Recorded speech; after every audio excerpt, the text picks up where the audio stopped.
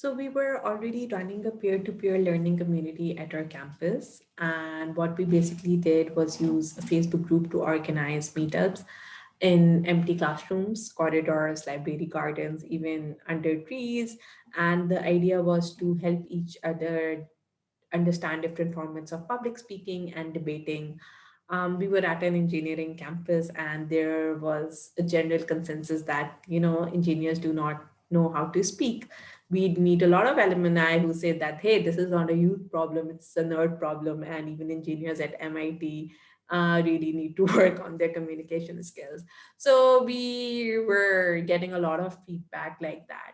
So we thought that, hey, how about, if we see this something that needs to be sustained and something that needs to be still there after we graduate, how can we turn it into a model where, we not only do these trainings, but provide scholarships to students who basically do not have the means to participate in these sort of activities, capacity building activities, professional development activities apart from their, academic pursuit.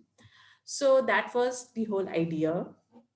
And then our campus launched a program called the Campus Company Program, where you sort of can build a solution and sell it to students at the campus.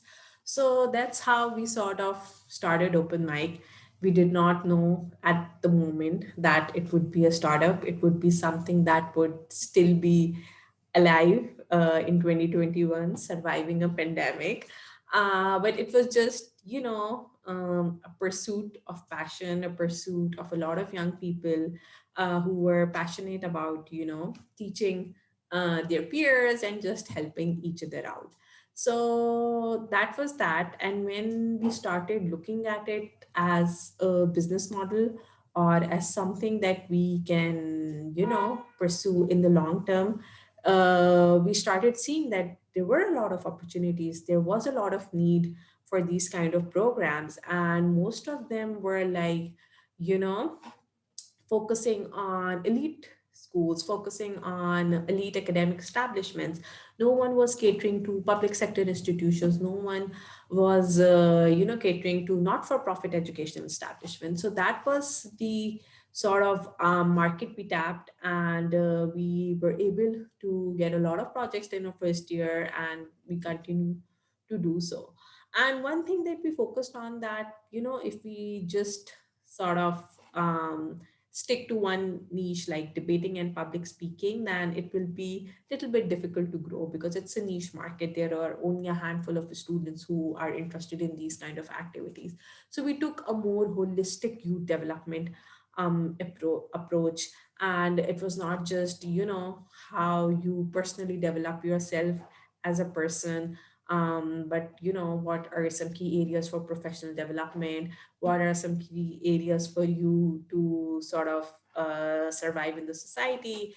Then, what is active citizenship, what is like civic engagement, all these things we sort of tried to focus on. And the one thing that we really wanted to sort of do a knowledge transfer of was community building. Like, if we can make a community with zero resources at a public sector campus, then a lot of people can do it. And there are a lot of different ways to get those resources that you do not have.